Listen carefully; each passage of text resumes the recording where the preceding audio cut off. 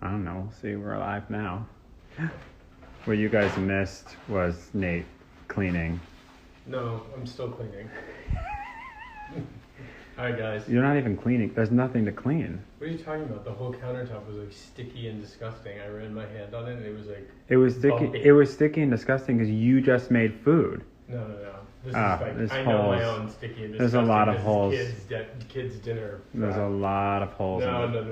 There's a lot of holes in the story, guys. All over it, my friend. No, it doesn't. Yes, it does. More importantly, what are you cooking for us tonight? Well, welcome to my restaurant, as I say to Oscar every day. This is not a restaurant I suggest anybody eat at, unless what we're making it's today a liquid. Is tequila burgers, basically. Everybody's saying that.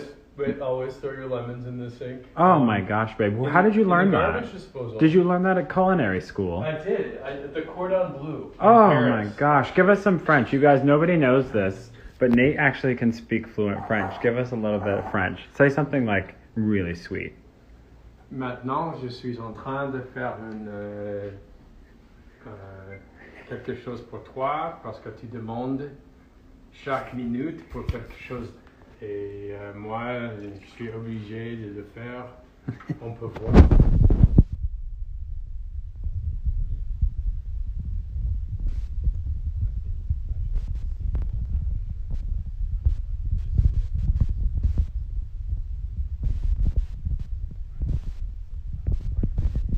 Soda water? Soda and tequila, please. I can do that. Everybody is, not everybody, I hate when people say that, but people are commenting on the kitchen. They said it's been painted. It has, you guys. This is, we're psychos, and our house is always changing, which we always preach about to other people, but we practice what we preach.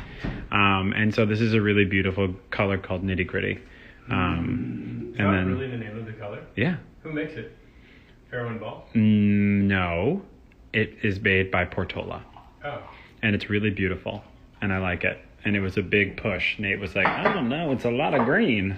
No, but my first apartment in Chicago had a green kitchen. And it was they were original cabinets from the 1950s. Yeah. And this is our dog. Hi, Tuck. Tuck, say what's up. Say hello. He thinks he's getting some food, but he's not. Because he'll throw it up all over our white bedroom carpeting. This is almost the exact color, babe. I know. So anyway, we're making our standard cocktail. These are skinny cocktails. Lemon juice, tequila, and soda water. So you can drink and detox. Right, Look at my camera. I'm about to turn that around. Look at my camera angles. Oh. I'm really good at this. All right, so something that you might not know about Jeremiah, he gets excited by like gadgets. This is from his soda maker let me just explain to everybody that's joined us tonight. Don't start with me. If I had an extra $1, the last thing on earth that I might buy would be a machine that carbonates water. Like, I don't get it. When you can walk out like a block to the deli and just get... Do you know how fantastic it is to make your own soda water at any moment? Oh, fantastic. And this is just to kind of explain to you like how much of a dad I've truly become. What brings me joy in life is an appliance cabinet. Look at that. Okay? Alright, does anybody... I'm sure. I'm sorry, I don't blame you. We have no friends because of everything, so God bless if you're on here. I stir it because every time I make him a drink, he goes, "Did you stir it?" Did you start? Yes. Okay. Oh my God, I just said it. Cheers to everybody that's out there. This is good.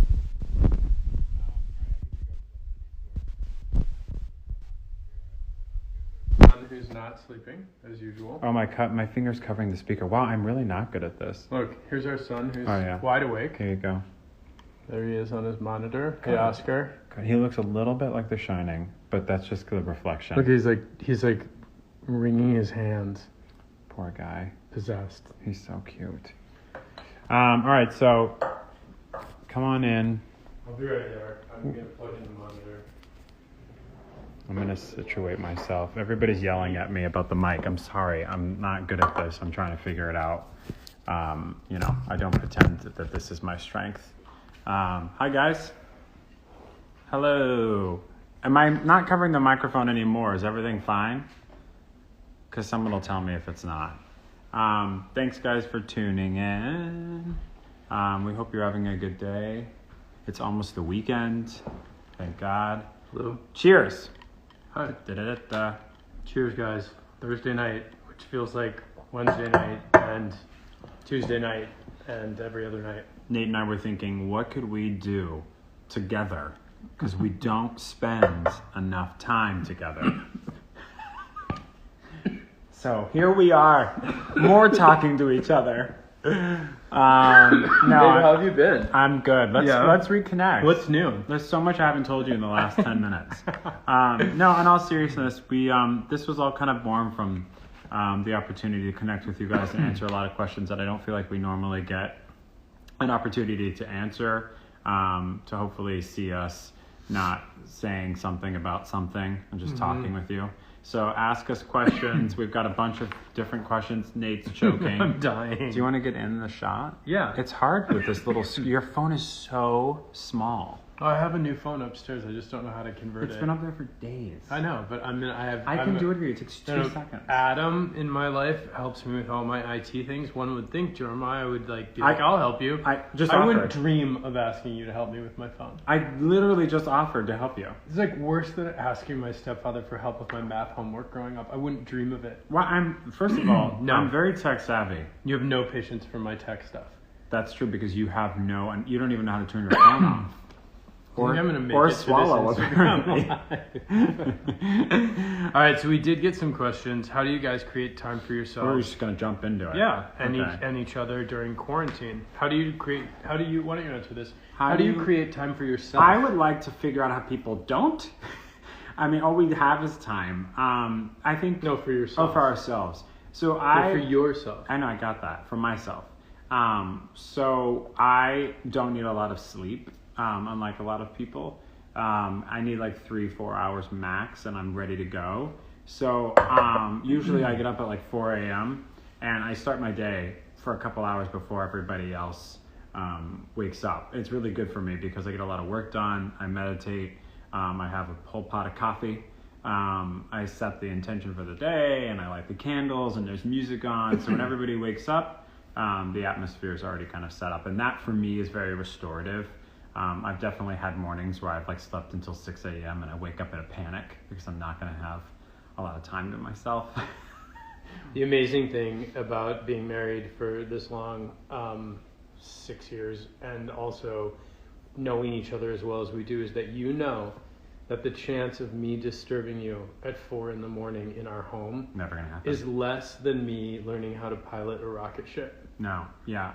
If I ever saw you puttering down those steps, no, before your set time, I wouldn't wake up at 4 a.m. to light a candle if we were leaving on a flight to Asia.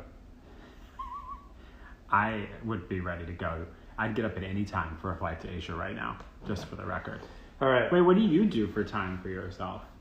I leave. Like, I go get a manicure, or I'll go walk the dog. You also read. Yeah, I read every night. I read a book. I feel like it's super meditative. It is meditative, because I think reading for me, always since I was a kid, it takes me out of whatever anxiety or, stress or whatever, and transports me to the world that I'm reading about. So I love that. This is the dichotomy between the two of us. Nate gets very excited when he opens up a book and he's like, it's about a Spanish countess. There was a spy. And I get excited because warrior, monster, what's it called?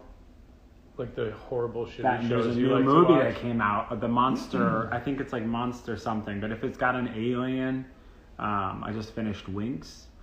The worst. The Fate Saga. I sat next to him and shopped online so good the entire time. It was so good. I literally went from First Dibs to Cherish to Live Auctioneers to The Real to eBay to Etsy.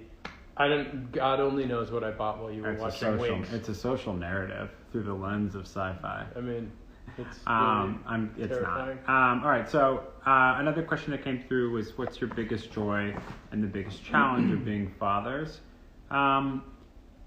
Not to sound cliche, but we really, really love being parents. Obviously, we didn't know it was going to always be possible for us.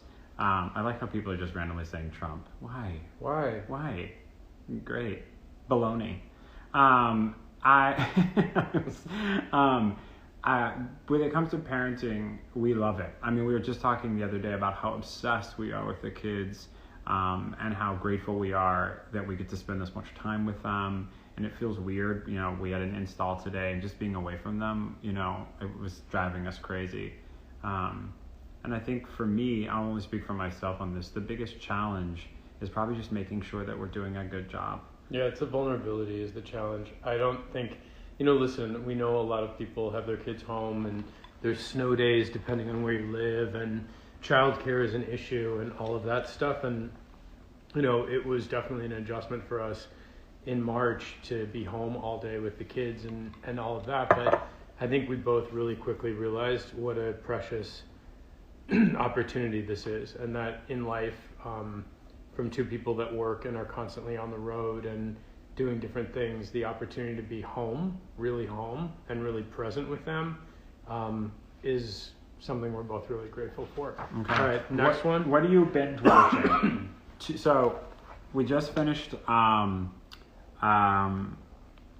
May Destroy You, which was oh my god, best show ever. The best show I've ever seen. It's not a comedy, just be warned. It's not light. It's a little bit intense. Yeah. But it's so good. I could watch it again. I told you I just finished Winx, the Fate Saga. I will not be roped into that. You liked it. No, I didn't. I barely watched it. I'm not going to say that I'm not contemplating growing my hair out because of one of the characters on there, because that is a slight possibility that I'm navigating. Made in Italy on Apple TV is amazing. It's like a show about, it's actually about Franca Sozzani, who died. She was the... Allegedly. Well, it's dedicated to her. But anyway, Yeah. It's about Milan in the 1970s, and you meet all the fashion designers for the first time, and it's about a girl who comes from a very working class Milanese family and starts working for a fashion magazine. And it deals with sexuality, it deals with politics. At the time, it was a really tumultuous time in Italy. And our friend Tully and Craig recommended it to us, and it's awesome. It was really good. I was sad it was over. I saw that there's a new movie out yesterday, and you would have thought that Christmas had arrived. It's so sad. What brings me joy these days? All right, Jared, let me ask you a question. What are your pet peeves? Someone wants to know. Do you want me to tell everybody what your pet peeves are? Because I can. You think you know? Of course. Okay. Jeremiah Brunt's pet peeves. Let's hear this. This is not... We'll see. How bright my itty-bitty book light is at night when I'm reading and he's trying to go to sleep. Just so we're clear, if you're going to name a light itty-bitty, the light that comes from it shouldn't be that of a lamp. It shouldn't be 140 watts. I don't understand why you need that much light to read. Pet peeve number 2. That is the a sound pet of me peeve. chewing. I know that I'm not the only person out there that can't stand the sound of a crunch. Nate's got such a powerful jaw that you can hear a crunch from a grape. And Grapes are crunchy. No, I don't think that grapes are crunchy. 100%. Not when I chew them. They're not 100%. crunchy. They're not crunchy when I chew them. Because you gum your food. You do like a weird thing when you chew. I'm a soft chewer. Okay. Nate's pet peeve would be... oh, God, there's so many. No, I'm so... He doesn't like... We clean at different paces. And so, if I leave things on the floor... Every day. And before I get a chance to get back to them... Every hour. He picks them up, and it really stresses him out. Everybody's like, "Oh, you have allergies." I'm enjoying the coughing as much as you guys are. I'm sorry, guys. I need a glass of water. Please do. But I don't think you have a lot of pet peeves. Really? Really? Do you? You think you're pretty easy. Nate's just OCD with cleanliness. And it's not that I don't love a clean house. I am also OCD with cleanliness. But it's the pace at which he cleans that is aggravating. He'll stop everything to make sure that something gets sprayed. It's just a lot. When my growth collection came out, I'm not sure what he was more excited about, the accomplishment of what I created, or that there was going to be a new cleaning product in the house that he loved and could use regularly. I love it so much. I really do. All right, what are people asking? Because I cannot see that. Let's see. I need to know about the bracelet collection. Oh, okay. It's just, these are things that Nate has gotten me. I bought you these things. Yes, Nate has gotten me everything. All of like the jewelry I have has been from Nate, from gifts from years, and I just keep piling them on, despite Nate's. It's time. Actually, I'd like to know if anyone agrees with me that it might be time for an edit. I'm not interested in fashion advice from you. Okay, I'm not asking it from me. This isn't that kind of forum. I know, but I'm asking the world if anyone I thinks like down to 2 would be cool. Not really the ratio. I worked for Rachel Zoe, so you want to be Rachel Zoe? More is more for me. That's what brings me joy. Your bracelets are bananas. Next question. What are people? What else? I'm bouncing between the back of the two of them. Okay. Where's your favorite vacation destination? I'll go anywhere at this point. Right. CVS. Somebody's backyard. We loved Laos. Yeah, the grocery store is my current favorite. But back in the day, we used to go everywhere. We went to Laos, which was amazing. We both loved that.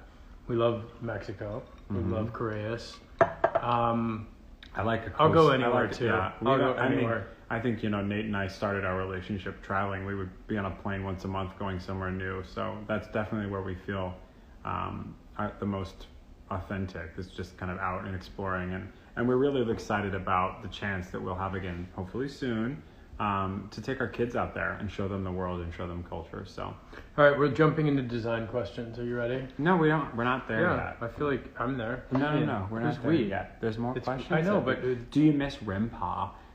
What do you miss most about Los Angeles? I miss some of our friends. I miss my girlfriends.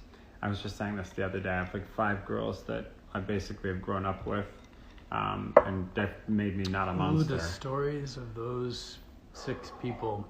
And I miss them. I do not miss Los Angeles. Not for me, turns out. Or me. Yeah, and a lot of people are asking in there about New York and what New York's really like right now. And that's a good question. Yeah, I mean, listen, the city's definitely healing, but there's a really beautiful thing happening here as well in a lot of places where, it's just kind of a return to the community that made this city so special. Especially in our neighborhood, everybody's looking out for each other and checking in, and there's the opportunity for new, young, creative people to finally come into the city and be able to afford to live here in a way. And that's really what made New York City amazing in the first place. It wasn't, these skyscrapers that nobody could afford an apartment in. But we also understand that New York is not for everybody. I mean, one of the things that has always been true. I don't understand that. Well, yeah, you do. Because New York, I think the energy of New York either fuels you and energizes you and activates you creatively, or it beats you down. And there's not really anything in the middle. So I think, for us, we respond to that energy even in a pandemic. To have a mask on and go to the drugstore on the corner or go grab a coffee, you're still like interacting with people, you're hearing languages, you're seeing things, you're visually stimulated. And for both of us, I think that that's something that we both deeply, deeply connect to. You've never loved a place more than you love New York City. New York calms me down. I mean, and I'm somebody who definitely moves it. I move at a pretty quick pace.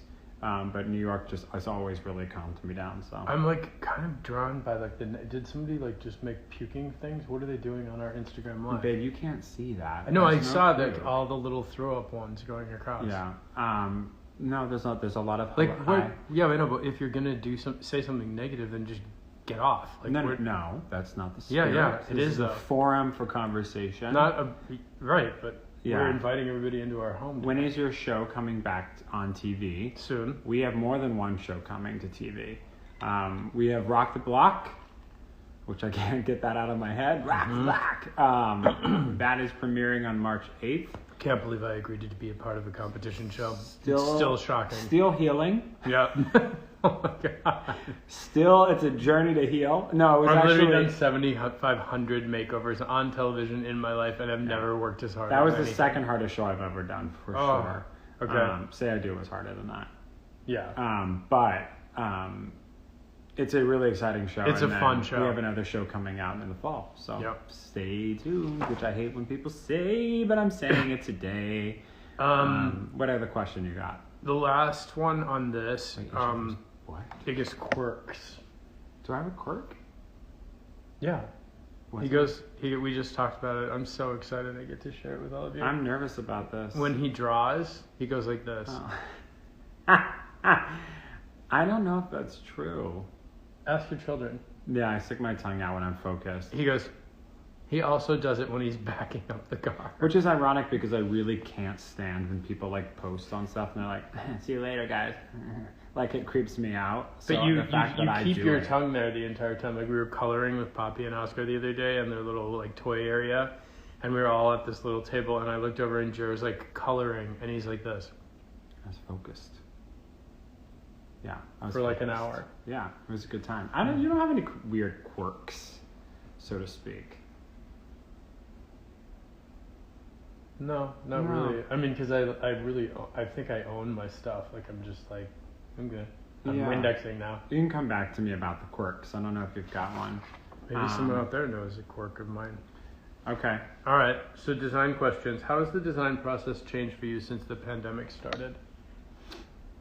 One thing that's really that touches on that is I became really dear friends with Tai Nguyen, which I did he was on Say I Do, and we were having a conversation a couple weeks ago, and he said to me, because fashion has kind of taken this halt and there's no events and weddings, he's like, I miss really creating.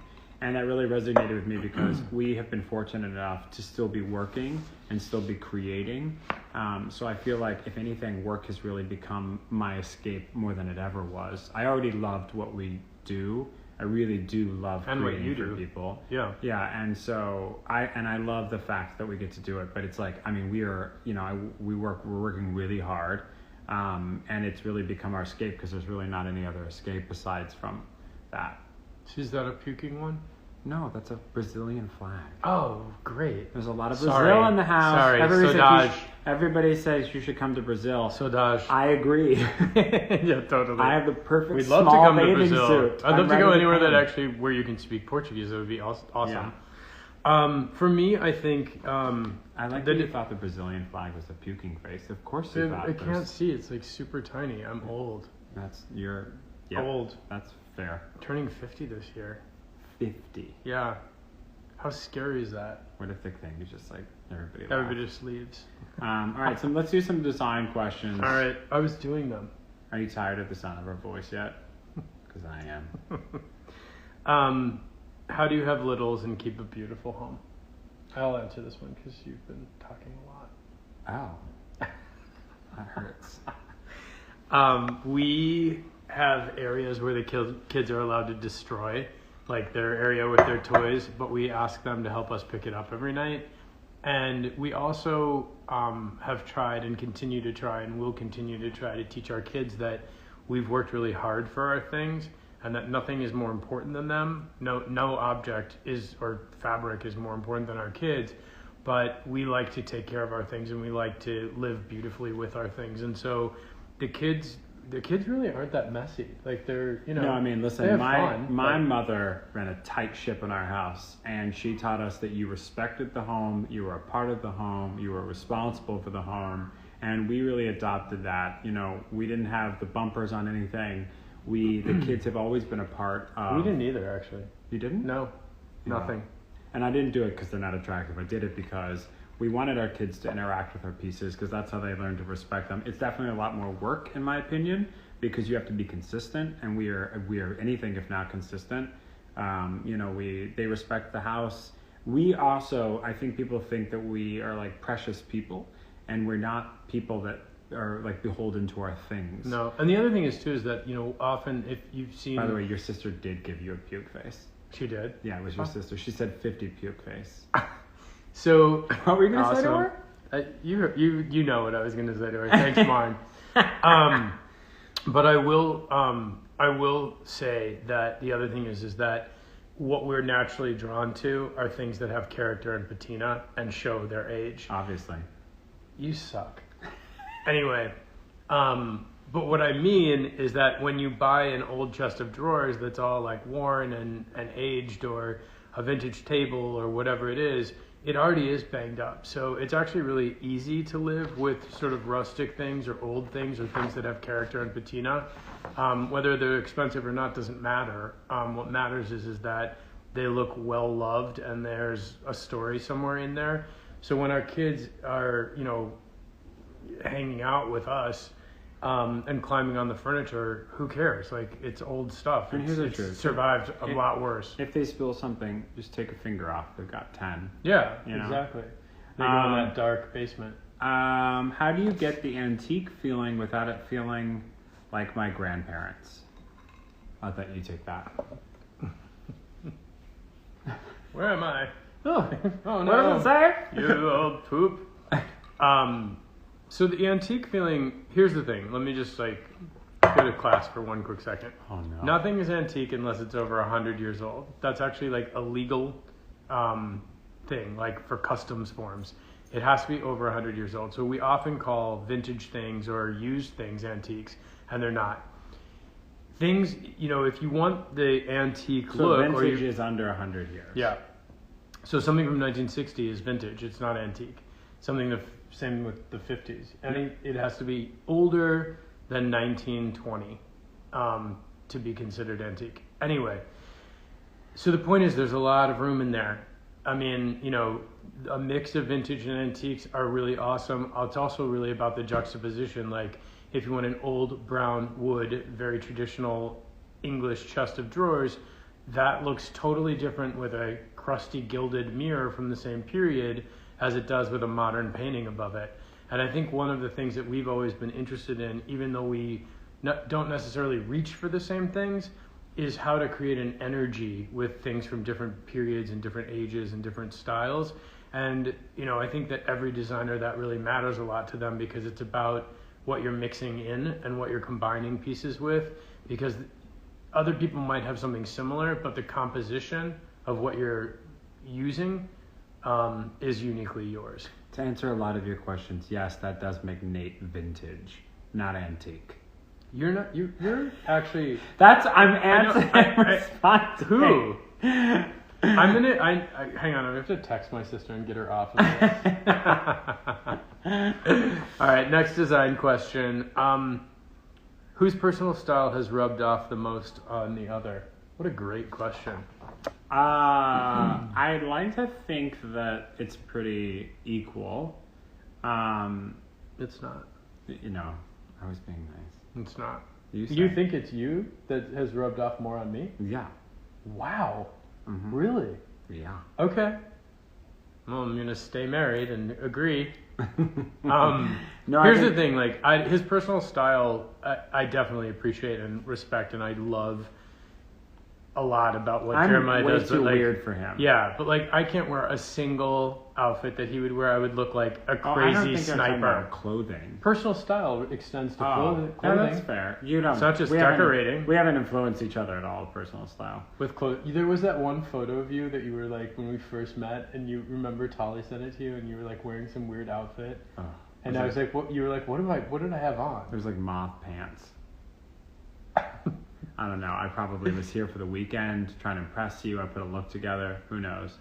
Do you have any other random questions for us before we sign off? You guys, we did want to share with you that, we're really excited because on February 23rd, our spring collection for Living Spaces launches. It's a collection we're really proud of.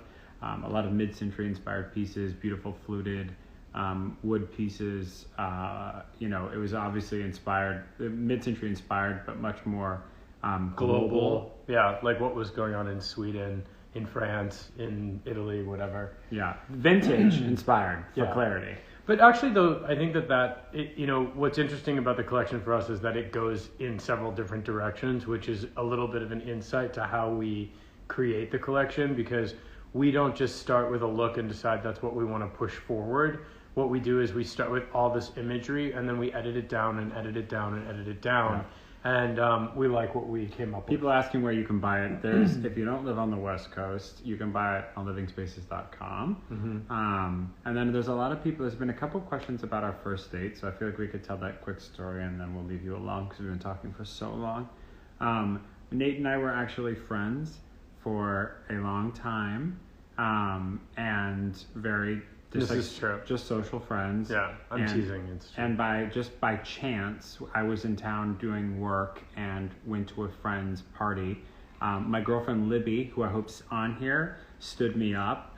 She's not, babe. I wish she was. She stood me up, and I was like, for the first time in my life, I was like, I'm going to go. I'm in New York City. I'm 26, 27. I'm doing this. I went to the party by myself, and then Nate was there, and he came up to me, and we talked. We spoke for about 15 minutes, and then he said, let's go antique shopping. In a week, on a week from that day. Less than a week. It was that weekend. And then we've been together ever since. Yeah, but that date never ended. The date that never ended. And with that, good night. But this Zoom is ending. It's not a Zoom. It's a live. Yeah. It's timed in. Anyway, we really want to thank you guys. Yeah. Please send in your questions. We're going to keep doing this every next month. It'll be on your Instagram. Yes, next month. And it's actually kind of really fun. So send us in some good questions. The whole idea about this is that we're not hosting it. We're just kind of chatting with you and seeing how everybody's doing. I know that this is some weird. We're in some weird stuff going on. We're in some weird shit going on right now. So we're right there with you, and we thank you guys. And tune in March 8th for Rock the Block. And not Trump. Oh, that's not the takeaway. I know, but ever. So bye. All right, guys. Thank you. Have a good night.